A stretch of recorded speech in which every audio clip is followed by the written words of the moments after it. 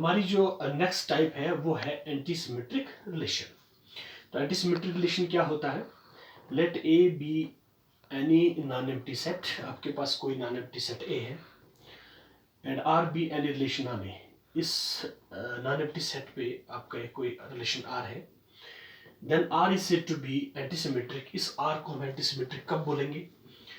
If for A B belongs to A, कोई भी दो एलिमेंट अगर हम इस ए से लेते हैं, वी हैव, अगर वो दो एलिमेंट इस तरीके से रिलेशन में है और उसका उल्टा भी उस रिलेशन में है, जैसे ए बी अगर उस आर में है, बी ए भी उस आर में है, तो फिर वो दोनों बराबर होना चाहिए। ठीक है, जैसे कि मैंने एक एग्जांपल भी आपको दिखाई नीचे, 1 2 3 आपके पास कोई सेट है, तो रिलेशन आर आपके पास यहाँ 1 1 2 2 दिखाया है मैंने, क्योंकि 1 1 का उल्टा 1 1 ये भी आर में है, तो 1 इज इक्वल टू 1।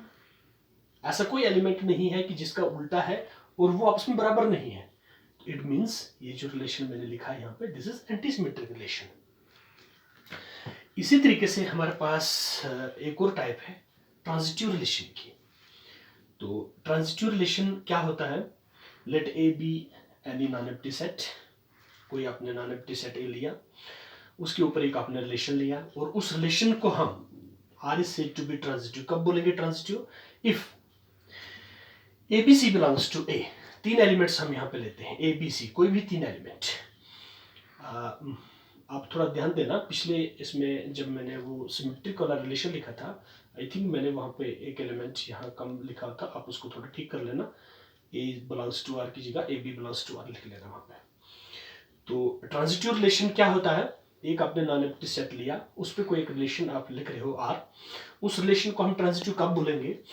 जब कोई तीन एलिमेंट ए के अगर हम लेते हैं और वो तीन एलिमेंट अगर इस तरीके से हैं, A B belongs to R, B C belongs to R, तो फिर आपके पास ए सी भी आर में होना चाहिए। जैसे एक एग्जांपल मैंने नीचे आपको शो किया है, 1 2 3 मेरे पास कोई सेट है।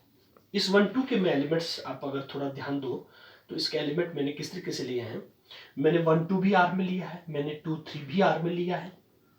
अगर आप थोड़ा ऊपर अपनी डेफिनेशन के साथ इसको मैच करोगे तो A B B C, A B B C मतलब 1 2 2 3 दोनों पेयर आपके पास आर में है। अगर ये दोनों है तो ये और ये क्लोज, जैसे बी और बी क्लोज, ए और सी आर में होना चाहिए। 2 और 2 का हटाए 1 3 भी आर में। ठीक है, तो इस तरीके से आप कोई भी दो ऑर्डर्ड पेयर यहाँ इस ट्रांजिटिव रिलेशन में जोड़ के, इस तरीके से जोड़ के, तीसरा जो उसका आएगा वो इसमें एग्जिस्ट करना चाहिए।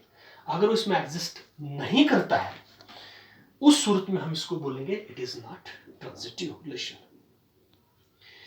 बहुत सारा कंफ्यूजन बच्चों को इस ट्रांजिटिव रिलेशन पे होता है, मैं एक कंफ्यूजन आपको दूर कर लेता हूं। कभी कभी क्या होता है कि हमारे पास कुछ इस टाइप के रिलेशन आते हैं कि हमारे पास जो ये वाला पार्ट है डेफिनेशन का, ये वाला पार्ट ही पूरा नहीं होता है। जैसे मेरे पास अगर 1 2 है, 2 से कोई मेरे पास अगर ऑर्डर पेयर नहीं होगा आगे, अगर मेरे पास ए बी है बी सी नहीं है, तो हम कैसे कंट्राडिक्ट करें कि ए सी उसमें होगा या नहीं होगा? We can't contradict.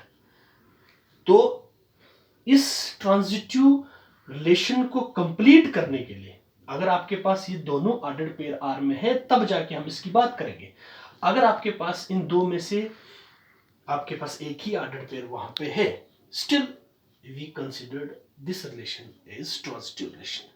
Transitive relation कब नहीं होगा, मैं आपको बार बार बोल रहा हूं, अगर आपके पास ए बी है, आपके पास बी सी है, आपके पास ए सी नहीं है, उस ही सूरत में हम उसको बोलेंगे इट इज नॉट ट्रांजिटिव।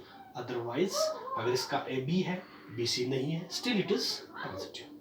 तो ये चीज आप थोड़ा ध्यान देना, आप अच्छे से इस पे घर पे जाके स्टडी करो, प्रैक्टिस करो। उसके बाद कोई भी क्वेश्चंस अगर आपने पूछना है आप पूछ सकते हो। बहुत सारे एग्जांपल्स हम इसके ऊपर करेंगे, आपको पूरी कोशिश करेंगे कि इसकी इस सारी जितनी भी टाइप्स हैं आपको 1 बाय 1 टाइप करके हम इसको क्लियर करें। और last one that is equivalence relation. Equivalence relation क्या होता है? इक्विवेलेंस रिलेशन एक ऐसा रिलेशन होता है जिसमें ये तीनों रिलेशन एग्जिस्ट करते हैं। जैसे किसी भी रिलेशन को मैं इक्विवेलेंस कब बोलूंगा? अगर वो रिलेशन रिफ्लेक्सिव हो, अगर वो रिलेशन सिमेट्रिक भी है, अगर वो रिलेशन ट्रांजिटिव भी है तो इसका मतलब वो इक्विवेलेंस रिलेशन भी है। तो ये थी कुछ टाइप्स जो आपके क्या कहते हैं +2 12th के सिलेबस में है। तो इन्हीं के ऊपर आपकी एक्सरसाइज है, तो इसके बाद हम डिस्कस करेंगे आपकी एक्सरसाइज। ओके।